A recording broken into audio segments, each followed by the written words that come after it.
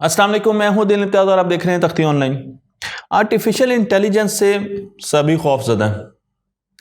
पहले कुछ लोग खौफज़दा थे, लेकिन अब ताज़ा ऐसी खबर आई है जिसकी वजह से पूरी दुनिया हैरत में भी है और कुछ खौफज़दा भी हैं।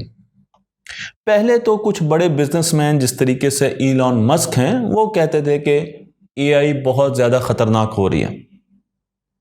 मैं आपको यहाँ पर इलॉन मस्क की एक ट्वीट भी दिखा रहा हूँ। तो उन्होंने बताया कि एआई बड़ी तेज़ी से ताकत में अपने इजाफा कर रही है और अब हम ज़्यादा वक्त ख़तरनाक एआई से दूर नहीं हैं। लोगों ने बहुत ज़्यादा सीरियस नहीं लिया और उन्होंने कहा कि क्योंकि ये साइंसदान नहीं है, इनको टेक्नोलॉजिस्ट उस तरीके से नहीं है, तो इसलिए हम इनकी बात पर यकीन नहीं कर सकते। लेकिन दुनिया में शौक उस वक्त आया जब आर्टिफिशियल इंटेलिजेंस के गॉड फादर, वो साइंसदान जिन्हें कहा जाता है कि ये एआई के गॉड फादर हैं, जिन्हें जेफरी हिंटन कहा जाता है, ब्रिटिश कैनेडियन हैं, कंप्यूटर साइंटिस्ट हैं, कनाडा में बहुत ज़्यादा देर रहकर इन्होंने रिसर्च की। और 2002 में जब पूरी दुनिया उस वक्त न्यूरल नेटवर्क्स से दूर हो रही थी, ये मुसलसल ये कह रहे थे कि न्यूरल नेटवर्क्स फ्यूचर हैं आर्टिफिशियल इंटेलिजेंस का, और आहिस्ता आहिस्ता इनकी बात बिल्कुल सही साबित हुई। इस वक्त ये गूगल में काम कर रहे थे, लेकिन ताज़ा इन्होंने गूगल से इस्तीफ़ा दिया और उसके साथ साथ इन्होंने ये कहा कि एआई से इंसानियत को ख़तरा है।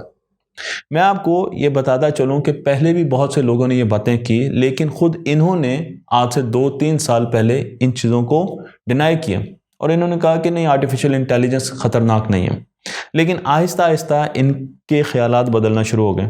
कुछ अरसे पहले इन्होंने ये कहा कि हम क्लाइमेट चेंज की तरफ बहुत ज़्यादा तवज्जो किए बैठे हैं और हमें ये लग रहा है कि क्लाइमेट चेंज की वजह से इंसानियत को ख़तरा है। लेकिन आर्टिफिशियल इंटेलिजेंस क्लाइमेट चेंज से ज़्यादा तेज़ी से ख़तरनाक होगी और मैं दुनिया को वार्निंग देता हूँ कि हमें आर्टिफिशियल इंटेलिजेंस की तरफ देखना होगा और उसके ख़तरे को अभी से भांपना होगा। उसके बाद इन्होंने आर्टिफिशियल इंटेलिजेंस में गूगल में जॉब करते हुए वहाँ से इस्तीफ़ा दिया और जब इन्होंने वहाँ से इस्तीफ़ा दिया तो इन्होंने बहुत शिद्दत से अपने कंसर्न्स उठाए कि मुझे एआई और स्पेशली जिस तरीके से एआई को डिज़ाइन किया जा रहा है और जिस तरीके से उसको फ्यूचर में इस्तेमाल किया जाएगा, उस पर मेरे बहुत ज़्यादा तहफ़्फ़ुज़ात हैं। इनका ये कहना था, ये जुमला इन्होंने बीबीसी बोला कि कंट्रोल अगर एआई को ना किया गया तो वो इंसानों को मार सकती है। इस जुमले ने एक तूफान खड़ा कर दिया। इन्होंने साथ ये भी कहा कि एआई की वजह से इंटरनेट पर मिस इन्फॉर्मेशन का एक सैलाब आएगा। अभी नहीं आया, अभी जो मिस इन्फॉर्मेशन आप देख रहे हैं वो कुछ भी नहीं है, लेकिन एक सैलाब आएगा। हमारी इंटेलिजेंस बायोलॉजिकल सिस्टम्स पर डिपेंड करती है। इंसानों की इंटेलिजेंस बायोलॉजिकल सिस्टम्स पर डिपेंड करती हैं और बायोलॉजिकल सिस्टम्स अगर आज की टेक्नोलॉजी के मुकाबले में देखे जाएं तो बहुत ज़्यादा स्लो हैं और इनकी जो लर्निंग है वो भी बहुत ज़्यादा स्लो है। लेकिन आप डिजिटल इंटेलिजेंस के साथ मुकाबला करने जा रहे हैं जो कि बहुत ज़्यादा तेज़ है और उसको एक ख़ास एडेड एडवांटेज है। वो एडवांटेज क्या है?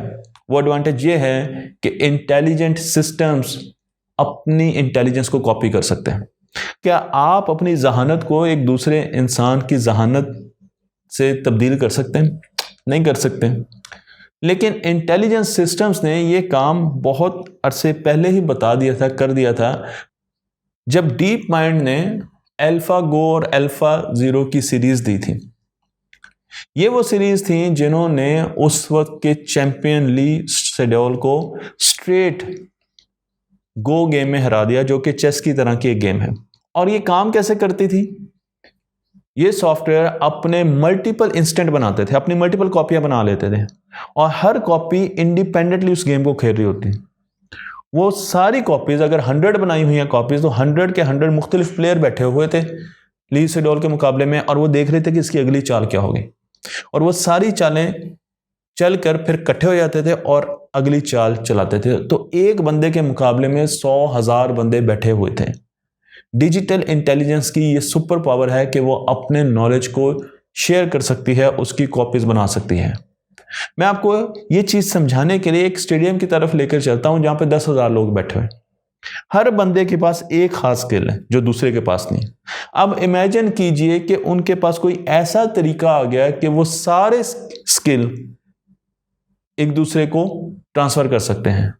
तो ये 10,000 बंदे 10,000 नई स्किल्स लेकर वापस निकलेंगे।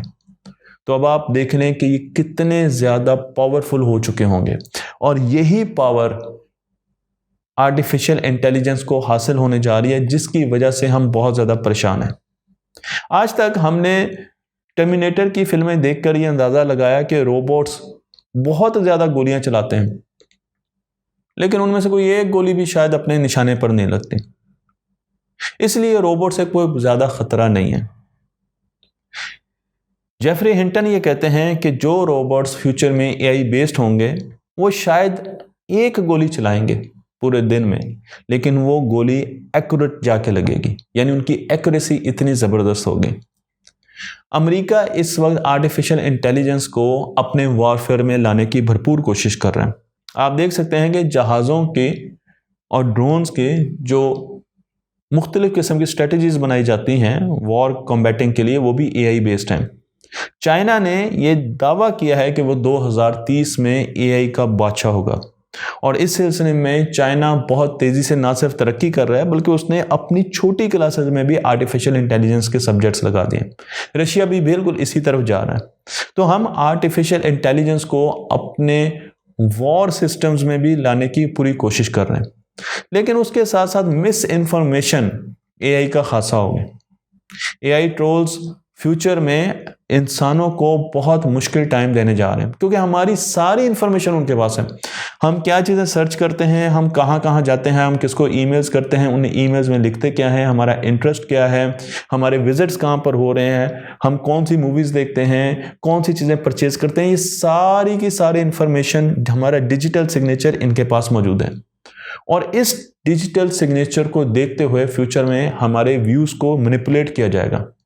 हमें ब्लैकमेल भी किया जा सकता है, लेकिन हमारे व्यूज़ को मैनिपुलेट किया जाएगा। हमने किस पार्टी को वोट देना है, इसे भी मैनिपुलेट किया जाएगा। हमने किस रिलीजन को फॉलो करना है, इसे भी मैनिपुलेट किया जाएगा। और उसके साथ साथ आप ये फैसला नहीं कर सकेंगे कि जिस दोस्त से आप बात कर रहे हैं वो असली भी है या नकली भी, उसकी शक्ल और उसकी आवाज़ क्या उसकी अपनी है या आपके सामने एक एवाटार बैठाया गया। बहुत से ऐसे वाकयात होंगे जहां एआई वालिदैन से पैसे निकलवा लेगी उनके बच्चे बनकर। तो एआई का बहुत ज़्यादा मिसयूज़ होगा, और उसके साथ साथ एआई के ज़रिए हम मिस इन्फॉर्मेशन की एक भरमार करेंगे।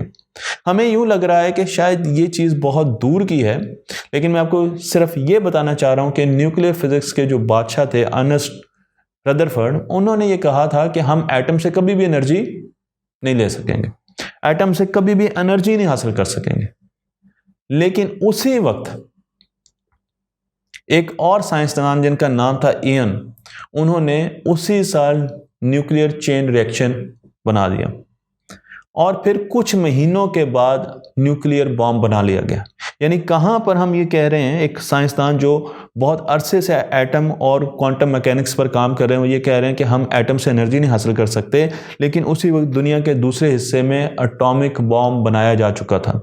बिल्कुल ऐसे ही हम ये बात कर रहे हैं कि नहीं, एआई इतनी पावरफुल नहीं होगी, लेकिन दुनिया में किसी और जगह पर हो सकता है कि एआई ऑलरेडी इतनी पावरफुल हो चुकी हो। एआई के ज़रिए इस वक्त भी हम ऑटोनोमस सिस्टम्स चला रहे हैं। जितने रोवर्स हमने मार्स पर या चांद पर भेजे हैं वो ऑटोनोमस हैं, वो अपने फैसले खुद कर रहे हैं। और उसके साथ साथ हम ऐसी गाड़ियां भी लॉन्च कर रहे हैं जो कि सेल्फ ड्रिवन गाड़ियां होंगी, और इनके तो टेस्टिंग आप देखते रहते हैं। हम ऑलरेडी ओरियन शटल आर्टेमिस 1 में भेज चुके हैं चांद, जो कि चांद के गिर्द चक्कर लगाते हुए ज़मीन से अपना राब्ता खो बैठी, लेकिन फिर भी उसने अपने डिसीजंस किए और वो वापस ज़मीन तक पहुंच गई। तो जब हम चीज़ों को अपना फैसला खुद करते हुए देख रहे हैं, तो हम ये कैसे कह सकते हैं कि फ्यूचर में जितनी भी आइसोलेटेड चीज़ें बनाई वो कनेक्ट नहीं होंगे और उनका एक यूनिफाइड डिसीजन नहीं होगा। तो एआई को हमने कंट्रोल कैसे करना है? 2013 में एक रिसर्च आई और बहुत से साइंसदानों ने उस रिसर्च को बैक किया कि हम एक किल स्विच, एक स्विच लगाते हैं रोबोट्स के दिमागों में, जो कि जैसे ही हम ऑफ करेंगे तो वो रोबोट बंद हो जाएगा, और इसके ज़रिए हम आर्टिफिशियल इंटेलिजेंस को कंट्रोल कर सकेंगे। हमारा सबसे बड़ा मसला ये है कि आर्टिफिशियल इंटेलिजेंस एक ऐसी एंटिटी होगी जो हमसे बहुत ज़्यादा ज़हीन होगी।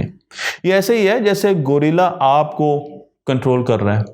गोरिल्ला ने एक बटन लगाया हुआ है आपके दिमाग में या आपके दिमाग के बाहर, और वो उससे आपको बंद कर देता है और वो कम अक्लमंद हो के भी आप पर रूल कर रहा है। क्या ऐसा पॉसिबल है? ऐसा पॉसिबल नहीं है। इसलिए आर्टिफिशियल इंटेलिजेंस बहुत जल्दी अंदाज़ा लगा लेगी कि उसे कंट्रोल किया जा रहा है और वो उसका सलूशन भी ले आएगी। वो इस सेंस को, इस कंट्रोल करने वाली सेंस को बहुत जल्दी भांप लेगी और उससे नफरत करना भी शुरू कर देगी। तो फिर हमें आगे क्या करना होगा? ये एक बहुत बड़ा सवाल है जो साइंटिफिक दुनिया में उठाया जा रहा है कि एक कम जहानत रखने वाली स्पीशी क्या किसी ज़्यादा जहानत रखने वाली स्पीशी को कंट्रोल कर सकेगी? एक और तरीका जिसे साइंसदान बहुत शिद्दत के साथ रिसर्च कर रहे हैं वो है कि हम एक ऐसा सॉफ्टवेयर बनाएं जिसका नाम ओरेकल रखा जाता है। फिलहाल ये फर्जी नाम है, ओरेकल रखा जाएगा, जो कि हमें मुख्तलिफ किस्म के फ़िलोसॉफ़िकल और साइंटिफिक सवालों के जवाब देगा। उसके पास इंटेलिजेंस तो होगी लेकिन उसके पास किसी भी चीज़ का कंट्रोल नहीं होगा, यानी उनके मसल्स नहीं होंगे। वो सिर्फ सेंसेस के ज़रिए चीज़ें देख सकेंगे और हमें बता सकेंगे, लेकिन वो किसी भी किस्म का कंट्रोल नहीं रखेंगे और चीज़ों के साथ कनेक्टेड नहीं होंगे।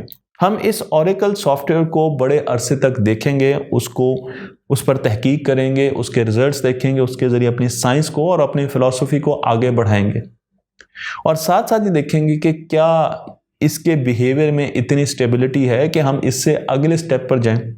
कुछ रिसर्च पेपर तो ये भी कहते हैं कि हम ओरेकल से ही पूछेंगे कि हम किस तरीके से आर्टिफिशियल इंटेलिजेंस पर कंट्रोल हासिल कर सकते हैं और जो सुपर इंटेलिजेंट एंटिटीज आएंगी उनको किस तरीके से अपने दायरा कार में रख सकते हैं।